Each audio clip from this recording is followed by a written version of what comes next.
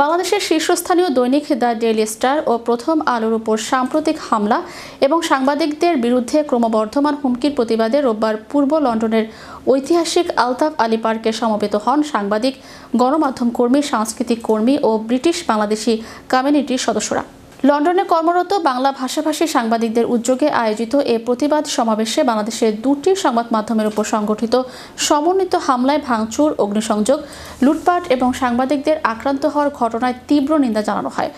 প্রতিবাদকারীরা এসব ঘটনাকে নজিরবিহীন ও অগ্রহণযোগ্য আখ্যায়িত করে দেশের গণমাধ্যম ইতিহাসে একে কালো দিন হিসেবে অভিহিত করেন। সমাবেশে বক্তারা বলেন, দ্য ডেইলি স্টার ও প্রথম আলো দীর্ঘদিন ধরে স্বাধীন, নিরপেক্ষ ও দায়িত্বশীল সাংবাদিকতার পক্ষে অবস্থান নিয়ে আসছে। আর এ কারণেই তারা ক্রমশ ভয়ভীতি প্রদর্শন ও সহিংসতার লক্ষ্যবস্তুতে পরিণত হচ্ছে। তারা হামলার ঘটনায় অবিলম্বে নিরপেক্ষ ও স্বচ্ছ তদন্ত এবং দোষীদের শাস্তি নিশ্চিত করার দাবি জানান। সাবেক বিবিসি বাংলা সাংবাদিক উদয় শঙ্কর দাস বলেন, অতীতেও বাংলাদেশের গণমাধ্যমের উপর হামলার ঘটনা ঘটেছে, তবে সাম্প্রতিক সহিংসতা বিপজ্জনকভাবে নতুন মাত্রা যোগ করেছে। তিনি বলেন, গণতান্ত্রিক সমাজে মতভেদ স্বাভাবিক, কিন্তু সংগঠিত সহিংসতার আশ্রয় নেওয়া কখনোই গ্রহণযোগ্য নয়। কমনওয়েলথ জার্নালিস্ট অ্যাসোসিয়েশনের ভাইস প্রেসিডেন্ট সৈয়দ নাহাস পাশা সতর্ক করে বলেন, এসব হামলা কেবল প্রতিষ্ঠানগত ক্ষতি নয়, সরাসরি সাংবাদিকদের জীবনকেও ঝুঁকির মুখে ফেলেছে। তিনি বলেন, এটি শাসন ব্যবস্থার গুরুতর ব্যর্থতার প্রতিফলন এবং যোগ করেন নাগরিক ও সাংবাদিকদের নিরাপত্তা নিশ্চিত করা রাষ্ট্রের মৌলিক দায়িত্ব। লন্ডন বাংলা প্রেস ক্লাবের সাবেক সাধারণ সম্পাদক মোহাম্মদ আব্দুস সাত্তার বলেন, এসব হামলা করে সাংবাদিকদের দমিয়ে রাখা যাবে না।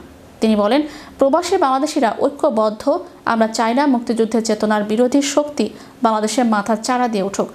সম্প্রচার সাংবাদিক ও লেখক বুলবুল হাসানের সঞ্চালনায় অনুষ্ঠিত এ প্রতিবাদ সমাবেশে সিনিয়র সাংবাদিক, মুক্তিযোদ্ধা, লেখক ও কমিউনিটি নেতৃবৃন্দ উপস্থিত ছিলেন।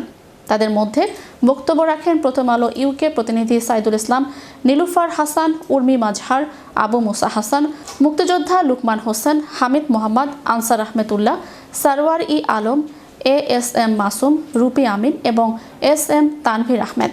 সমাবেশে অংশগ্রহণকারীরা বলেন, লন্ডনের এই প্রতিবাদ সভা বাংলাদেশের সাংবাদিকদের প্রতি সংহতির প্রকাশ এবং গণতন্ত্রের অন্যতম স্তম্ভ হিসেবে স্বাধীন গণমাধ্যম রক্ষার আহ্বান।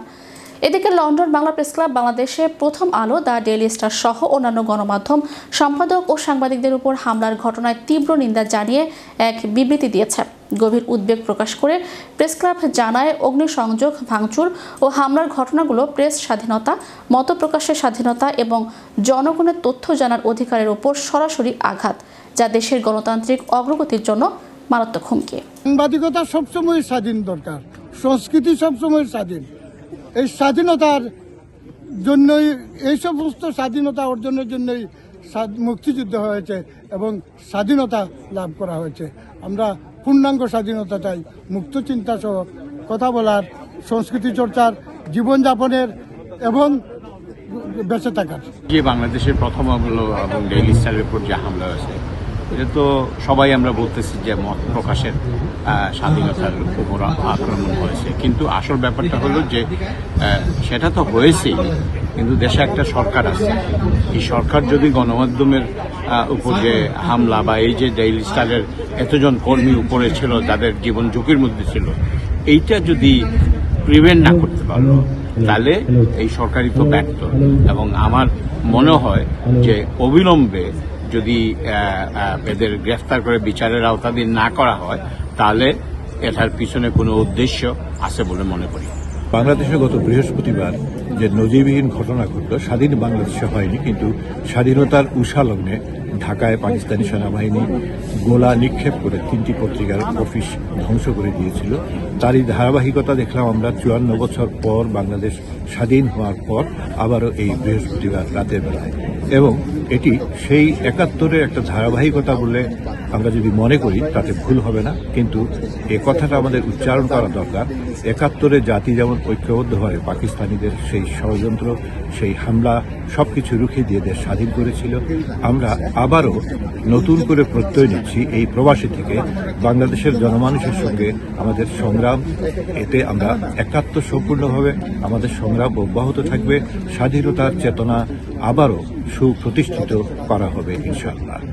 যে কোনো এডিটোরিয়াল পলিসি যদি পছন্দ না হয়, যে কোনো সংস্কৃতি মনা মানুষ যদি সেই সংস্কৃতির ধারা পছন্দ না করে, আমার বিরুদ্ধে যদি কেউ কথা বলে তার অর্থ এই নয় তাদেরকে আমরা সহিংসতা অবলম্বন করে জ্বালিয়ে পুড়িয়ে দিব। এটি কোনোভাবেই মেনে নেওয়া যায় না। একটি সভ্য দেশে, সভ্য সমাজে পরমত সহিষ্ণুতা থাকবে না। আমি মনে করি এই দেশে থেকে, এই দেশের যে চর্চা আমরা দেখেছি, এবং এই দেশের থেকে আমরা যখন সবসময় বলি যে আমরা আমাদের বিরুদ্ধ ধারাকে অ্যাকোমোডেট করে সেই ক্রিটিসিজমকে সঙ্গে নিয়ে এক ধরনের ন্যারেটিভ তৈরি করব, ডায়লগ তৈরি করব, ডিসকোর্স তৈরি করব, তাহলেই তো আমাদের দেশ এগোবে, তাহলেই তো সমাজ এগোবে। এবং তা যদি করতে না পারি তাহলে আমরা একটি ব্যর্থ রাষ্ট্রের দিকে এগিয়ে যাব। এটি কারোরই কাম্য না। গত বৃহস্পতিবার রাতে বাংলাদেশের সংবাদ মাধ্যমের উপর যে ধ্বংসযজ্ঞ চালানো হয়েছে, তা বাংলাদেশ কেন, আমার মনে হয় পৃথিবীর ইতিহাসে কোনোদিন হয়নি। ভিন্নমত প্রকাশের জন্য পৃথিবীতে বিভিন্ন পত্র পত্রিকা প্রতিষ্ঠানের সমালোচনা এর আগেও হয়েছে, বাংলাদেশেও হয়েছে, কিন্তু সহিংসতার আশ্রয় নিয়ে কোনো প্রতিষ্ঠানের উপর অগ্নিসংযোগ, ভাঙচুর, এটা বোধহয় প্রথম। এবং এটার জন্য অনেকে প্রতিবাদ করছেন, ঘৃণা করছেন, ঘৃণা জানাচ্ছেন। এটা যথেষ্ট নয়। আমাদের সবাইকে একসঙ্গে দাঁড়াতে হবে এই কারণে যে আমার মত প্রকাশের স্বাধীনতা, এর উপরে আর কিছু থাকতে পারে। আমরা যতই গণতন্ত্রের উত্তরণের কথা বলি না কেন, মত প্রকাশ করতে না পারলে তো গণতন্ত্রের উত্তরণ হবে না। এবং সেই কথাটাই আমরা সবাই ভুলে যাই। আমার মতটাই সবার ঊর্ধ্বে।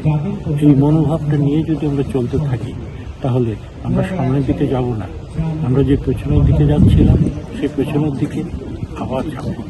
সুতরাং এই চিন্তাধারাটা আমরা যদি ত্যাগ করতে না পারি তাহলে আমাদের ভবিষ্যৎ নিয়ে আমার সংশয় আছে। ডেইলি স্টার যে পত্রিকায় আমি একসময় অনেক দিন লিখেছি, সেই পত্রিকার উপরও এই ধরনের যে একটা হামলা হয়েছে, সেটাকে আমি ঘৃণা জানাবো কি ভাষায়? সেই ভাষা তো নেই। আমরা আজকে এখানে যেখানে এসেছি সেটা হচ্ছে আলতাবালি পার্ক। আলতাবালি প্রবাসে আমাদের জন্য কণ্ঠস্বর, রেসিজম এবং সব ধরনের অপারেশনের বিরুদ্ধে আমাদের কণ্ঠস্বর আলতাবালি, শহীদ আলতাবালি। আজকে তার সেই স্মৃতিস্তম্ভের এখানে আমরা এসেছি, সেটা আমাদের শহীদ মিনারও। আমরা জানাতে চাই যে বাংলাদেশে কোনো মুক্ত চিন্তার, কোনো মুক্ত বুদ্ধির চর্চার কে বন্ধ করে দেবার কোনো রকমের পায়তারাকে আমরা রুখে দাঁড়াবো। প্রবাসে আমরা যারা বাঙালি আছি, সেখানে সংবাদপত্র এবং সাংস্কৃতিক কর্মী, সাংস্কৃতিক সংগঠনের উপরে যে অত্যাচার চলছে, যে দুর্বৃত্তায়ন চলছে, সেটা বাঙালি হিসেবে আমরা যত দূরেই থাকি না কেন সেটার বিরুদ্ধে আমাদের সোচ্চার অবস্থান। বাংলাদেশের দেশের দুটি প্রধান সংবাদপত্র, একটি বাংলা প্রথম আলো এবং দ্বিতীয়টি ইংরেজি ডেইলি স্টার। এই দুটো সংবাদপত্রের উপরে যে হামলা হয়েছে সেটা অনভিপ্রেত এবং সেটা হওয়া কোনো মতেই উচিত ছিল না। একটা গণতন্ত্রের জন্য সংবাদপত্রের কণ্ঠ রোধ করা কি ঠিক? যে বিপ্লব নিয়ে এরা এসছেন সেই বিপ্লব কি সাধিত হবে, সেই বিপ্লব কি সুসম্পন্ন হবে যদি গণতন্ত্র এবং গণতন্ত্রকে বিকশিত হতে না দেওয়া হয় এবং সংবাদপত্রের কণ্ঠ রোধ করা হয়? এটাই আমরা বলাচ্ছি।